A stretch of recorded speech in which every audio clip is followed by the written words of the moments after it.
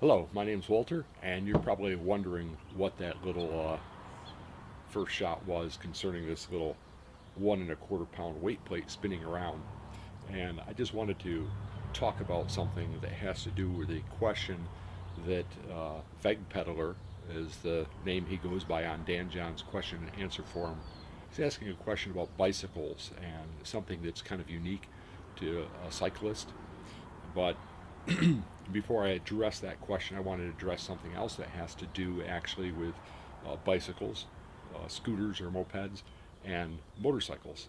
And it's actually how they are steered. So we're going to get to the question that Veg Peddler actually brought up on that forum. Um, so just bear with me a little bit because once we look at his question, it's actually going to bring up a couple other questions.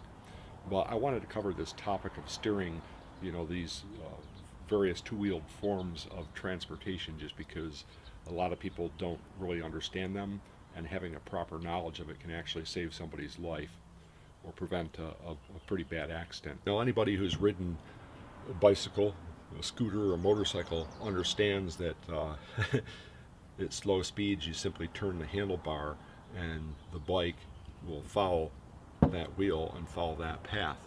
But at a certain speed, maybe around give or take a few miles an hour, approximately 10 miles an hour or thereabouts, a different principle comes into play as to how you steer that two-wheeled form of transportation.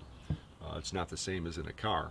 So, and there's a lot of things that affect these factors when it comes to steering a two-wheeled vehicle, um, such as you've got your connection up here, the fork attaches to a stem, or on a motorcycle it's generally referred to as triple trees, and then you've got the frame, you got the geometry of the whole motorcycle or bicycle or scooter involved. You've got a certain amount of mass that varies, and you've got a certain amount of mass in the wheel, which is going to vary in the thickness and width of it and diameter and all sorts of things.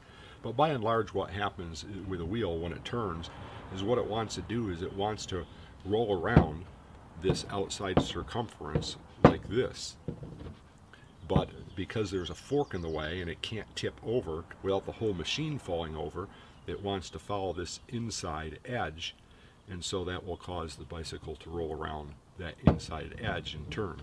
So if this is tilted to the left, my left, it's going to want to turn to the left, and if this wheel is turned this way, it wants to turn to the right. Simple enough, isn't it?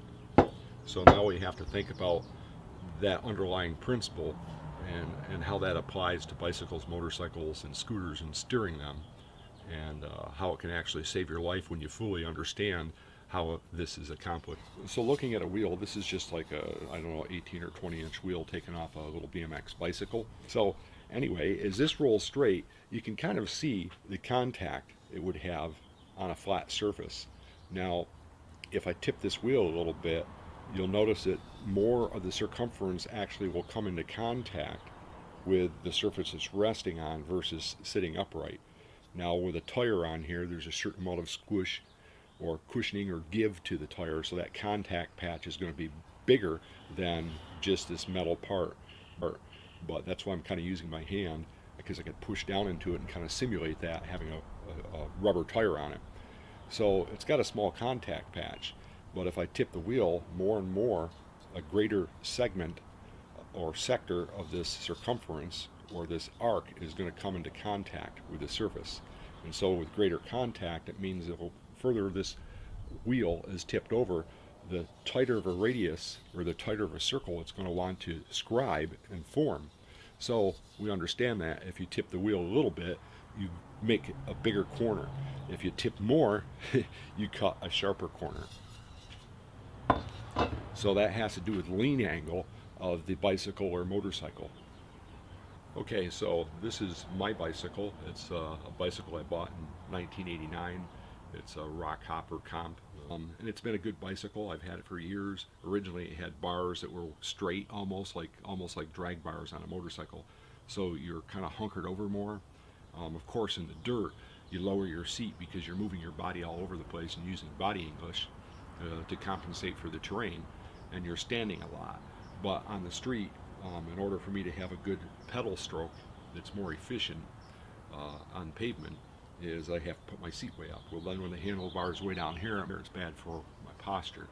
Plus, I noticed is over the years, since I've had this since 1989, as I was getting older, more weight on my wrist started making my hands fall asleep, which is very uncomfortable. So I wanted to avoid that, so I took these BMX handlebars and the stem, and I kind of had to fab some stuff up and weld it to get this to fit. But now it's basically like a giant mountain bike, BMX bike that fits me. um, okay, so when you're talking about steering a two-wheeled vehicle, a lot of times if you've been around guys on motorcycles and those that don't really know, and it's probably how they were taught, will tell people, well, it's all in the hips. You use the hips, you know, is what they'll tell people. And it's really funny because if you get guys in a group, particularly if they're trying to teach someone else how to ride, and if there's a female in the group or several of them, guys will kind of get this kind of weird grin on their face, and they'll say, yeah, it's in the hips, baby, you know, like it's this got a little sexual innuendo type thing to it. But when it comes to steering a two-wheeled form of transportation, bicycle, scooter, motorcycle, sorry dudes, has nothing to do with the hips. Yeah, body English can come into play depending on the particular form of two-wheeled transportation. Like with a bicycle, yeah, if I throw my hips out, this thing weighs so little compared to my body weight.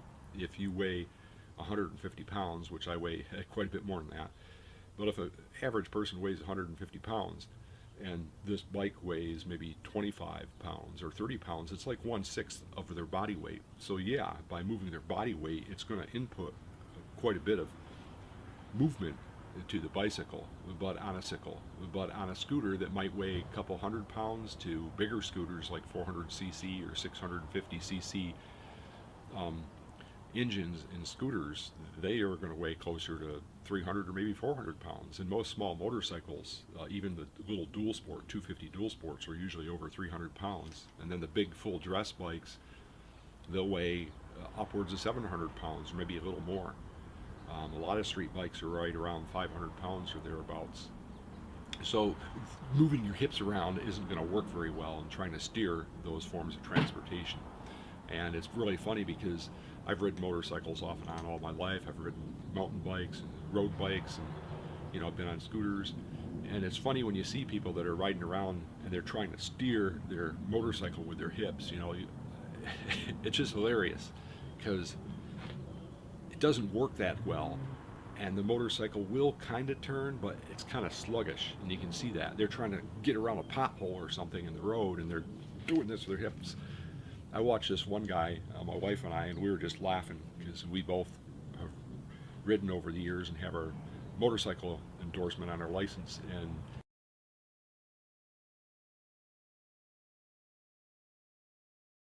you could see him going like this, and he's trying to swerve back and forth with his bike going down the street, and he's just kind of going like this, slightly drifting back and forth real slow. So using your hips or pushing up the peg, especially a peg or footboards on a motorcycle, is not how you steer the bike. What these people don't understand is inadvertently they're using what's called counter steering, and it's actually counterintuitive. The trail and rake and all that also comes into play with why and the geometry of a bicycle or a motorcycle comes into play as to how it actually is turned. But we're not going to get into all of that. But generally, what you need to know is you need to counter steer. So if you want to go right, you push right on the right handlebar. Some people will say you need to pull on this side. You don't really. You can, you know, use one hand. If I push here, right side, I'm going to go right. If I push here on the left side, I'm going to go left. Now, it seems counterintuitive because you can see, looking at this picture, is if I push, well, my wheel is going to the right. So if I push on the left handlebar, I'm going to go right. Well, at real slow speeds, that's true. That's what happens. Like in a parking lot, if you're just kind of going, you know, 4 or 5 miles an hour, 8 miles an hour or something, yeah, that's how you steer a bicycle or a motorcycle. But at around 10 miles an hour, give or take a few miles per hour, depending on the size of the form of transportation, a bicycle or scooter would be a little different than a motorcycle. because of a lot of factors and the mass of the vehicle. But once you get to a certain speed, you counter steer. And people that are using their hips don't realize what's really making the motorcycle steer is the fact that they're putting input into the handlebar, which is affecting the front wheel.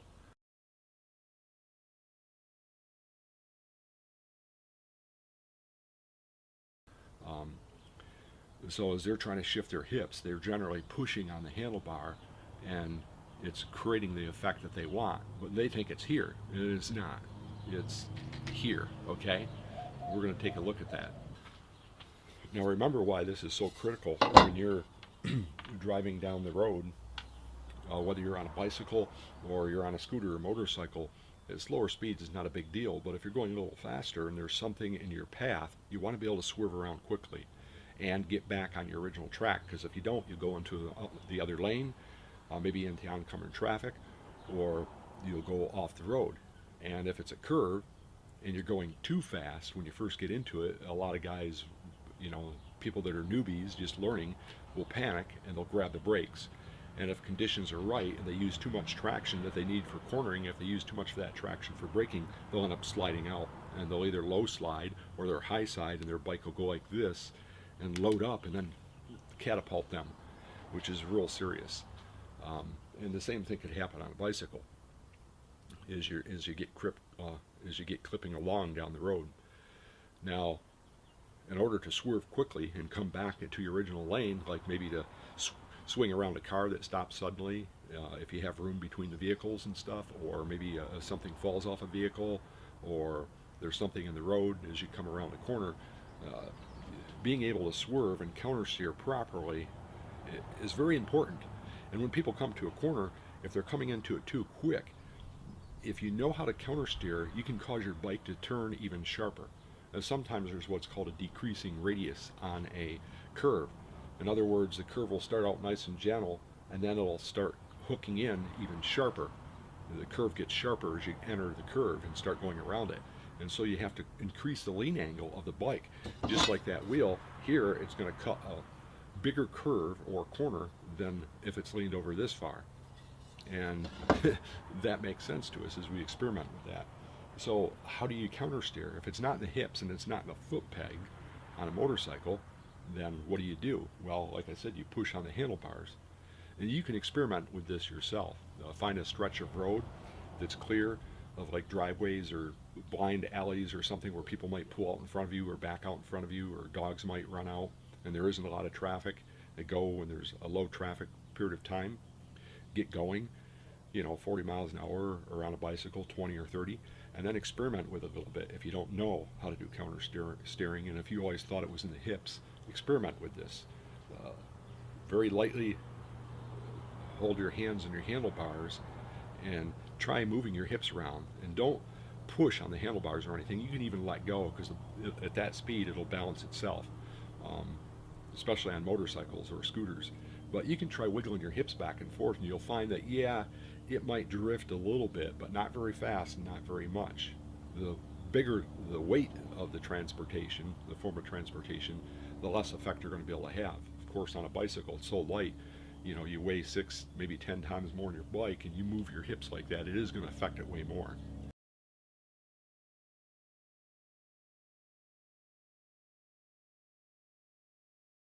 The quickest way to turn that bike is to press on the handlebars. Some people will say you press down because they're thinking that the situation is, if I press down, it causes it to lean. Well, yeah, that kind of works, but it works almost better if you just kind of press forward a little bit. I don't have to have my hand on the top. I could just have my hand on this here and push, and the bike will lean in the direction I want it to go. Yeah, I know I changed my shirt. Anyway, if you don't believe me, jump on your bicycle, jump on your scooter or motorcycle, and sit there and think about this for a minute. If you're trying to turn and you push down, you're thinking, well, it's going to make my bike lean, and then I'll go that direction. So if I push down on the right, the bike will lean and I'll go that way. But while you're sitting there, just kind of balancing lightly, push down on it.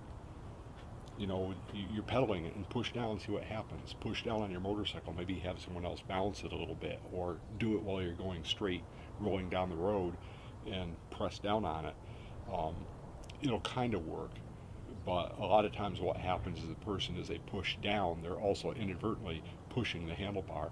Now, just sitting here with my weight and only the tip of my toes on the ground, pushing down on it will kind of make the bike lean, but that's easier. This takes way less pressure. So with a heavy bike, it's going to take a little bit more effort to get it to turn quick, pushing down on the handlebars, than simply pressing on the handlebar. You don't believe me? Go test it out. Experiment with that. Get going down that road, press forward on the handlebar on your right side, it'll lean and turn to the right. And then if you want to come back to your original track, just, and it doesn't take a lot of pressure. The heavier the bike and the faster you're going, the more pressure it takes. And you don't jam it like that. It's just consistent pressure. And as you lean, if you want to maintain that angle, you keep that pressure there. If you want to turn at a sharper angle, you push a little harder and the bike will lean more. And then if you let off that pressure, the bike will start coming back up. Of course, that would take you around a corner and go this way. If you want to swerve around an object, of course, I would press, the bike would turn right, and then as soon as I went around it, I'd press on the other side and it'd cause my bike to lean left. And then I'd release and the bike would straighten back up.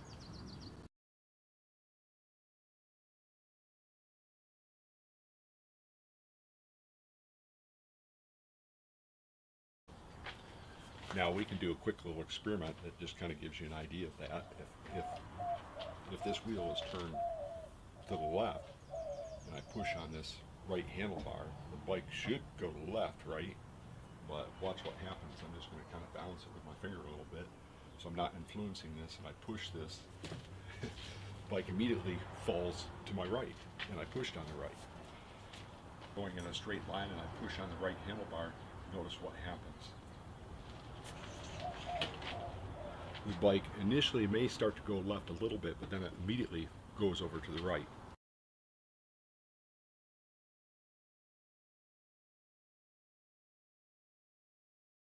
That's how you counter steer.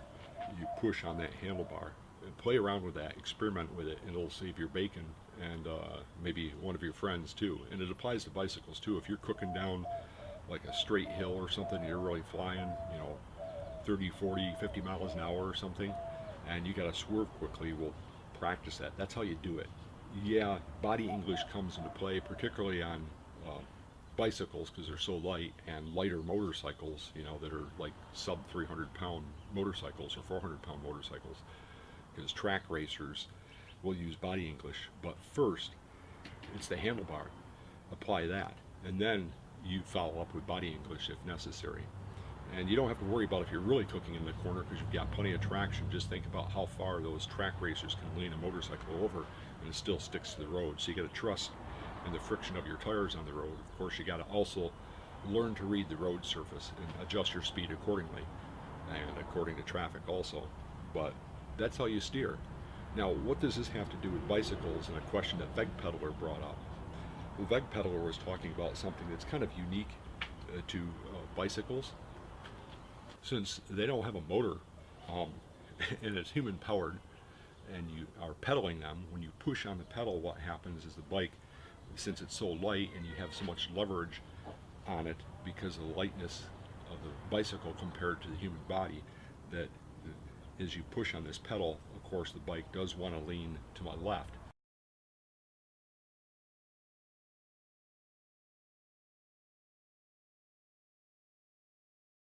Because you cause the bicycle to lean. And the only way to counteract that is if I push with my left leg, I have to pull up with my left arm. So this is pushing, this is pulling, this is pushing. So push, push, and then this pulls, and that counteracts my bike tipping over. And then of course as the other pedal comes around, it's doing just the opposite. As I push down with this right leg, I have to pull up with this to counteract that and keep the bike from tipping over to my right. Now, why is that such a factor when it comes to riding a bicycle? Well, basically, if a person is weak in their upper body and they're pedaling fairly hard, their bicycle is going to be following a path that's serpentine like this. It just makes sense because every time they push on that left pedal, the bike's going to want to lean to the left. It's going to start drifting to the left. They push on the right pedal, it's going to drift back over the other way. And we've probably all seen guys or girls riding down the road on their bicycle, and maybe when they're riding up a hill or they're trying to cut around someone and sprint around some other bicyclists, and they'll start pedaling really hard and their bike is flopping back and forth. And some people even think that's how you do it, and they'll start trying to lever it and make that action bigger. So what's really happening when they're pedaling like that and they're cranking and they're, levering their bike back and forth like that, and they think they're really going, they're pedaling like crazy. And you'll see guys do this a lot of times on a bike that's too small for them, like an adult riding around on a BMX bike, which is too tiny for him. So that's why getting the bike fit to you and having the right size frame and everything is very important, because it can eliminate this. And pedaling like that is highly inefficient. Plus you're causing yourself to travel a greater distance. So if I'm pedaling like that and that bike is flipping back and forth, basically my straight line path ends up looking like this. So not the most efficient way to travel. If I can eliminate that and keep my bike from flopping back and forth so much, if I have more strength in my upper body and in my torso or midsection, what many people call the core nowadays, if that's more integrated and more strong and solid, I can prevent my bike from flipping back and forth so much, and my path is going to be more like this as I'm moving ahead. So this is much more efficient than this. I'm going to waste less energy, and then for every pedal stroke, guess what? I'm going to travel a further distance. So if you're in a race, this can make a huge difference. Even if you're just doing local competition or something and you're not super serious, having a more efficient mode of transferring force to your pedals and not having the bike flip and flop back and forth so much can make a huge difference in the amount of energy you have, which equates to how far you can go, how fast you can go, and also because you've got a more efficient path on a straight line pedaling, it means that in a given amount of time, you're going to travel a greater distance, because you're not wasting time going back and forth like this. You're spending more time on a straighter path. Makes sense, doesn't it? Now, another interesting thing that comes up is the same thought really applies to running. And a lot of people maybe don't really understand this or look at it this way. As you run, people that kind of have a tendency to pronate and let their foot fall inward and are running with the side of their foot like this, basically they're doing the same thing as that person letting the bike flop back and forth, is they're running side to side like this, and they're creating a lot of extraneous movement laterally or kind of diagonally forward versus forward propulsion. And that's why when you run, it's better if your knees and toes track and your feet are going straight ahead, because then your propulsion is straight ahead and not off to either side. So there's certain things can help runners accomplish that better, and I'm not going to get into that right now, but you can kind of see the parallels between someone who's running and going back and forth versus someone riding a bike and letting their bike flop back and forth. In both cases, you can create a more linear forward momentum and project yourself forward more efficiently and effectively by proper technique. Now for a bicyclist, so this brings us all back around to the question that Vegpeller brought up on Coach Dan John's question and answer form, is how can a cyclist, a bicyclist, strengthen his upper body, because the pattern of pressing and pulling is kind of unique to that sport, because a lot of other sports it's a little bit different. It brings up that question, is how can you strengthen that pattern, because Vegpeller brought out that just riding your bicycle really doesn't strengthen your ability to hold the handlebars that well. You're focused on so many other things, and it's just something where it's not a strength move, it's more of an endurance, because you're doing it repeatedly over and over and over, and that's not going to really build strength. So you want to build the type of strength in your body, your upper body and your midsection, through other means than riding your bicycle, and this is where weight training can really help a cyclist. So this is really where some of the more maybe old school type cyclists might kind of poo-poo doing weight training, but the proper strengthening exercises can really help a cyclist improve his time. That's why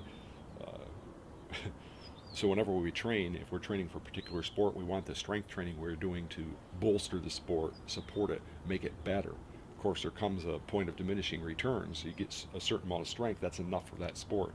The same with cyclists. They don't want to pack on a ton of extra mass because it's extra weight they got to carry around, which means they're going to burn more calories and need more water, da da da da da.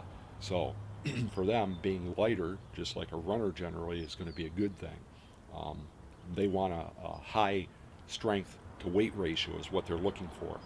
And so it's important for them to develop that type of strength in their upper body without getting all ballooned up like a bodybuilder.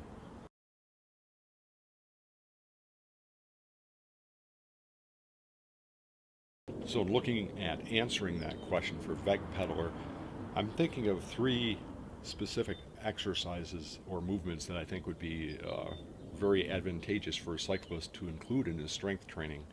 And I'm not going to give them all, I'm not going to give them to anyone in this video. I want you to stay tuned, and we'll give you the first exercise in the next video. And there's going to be a certain kind of progression to them for a particular reason. We'll talk about that in the next video because this one's it's long enough anyway, so I apologize for that. But I wanted to cover the counter steering.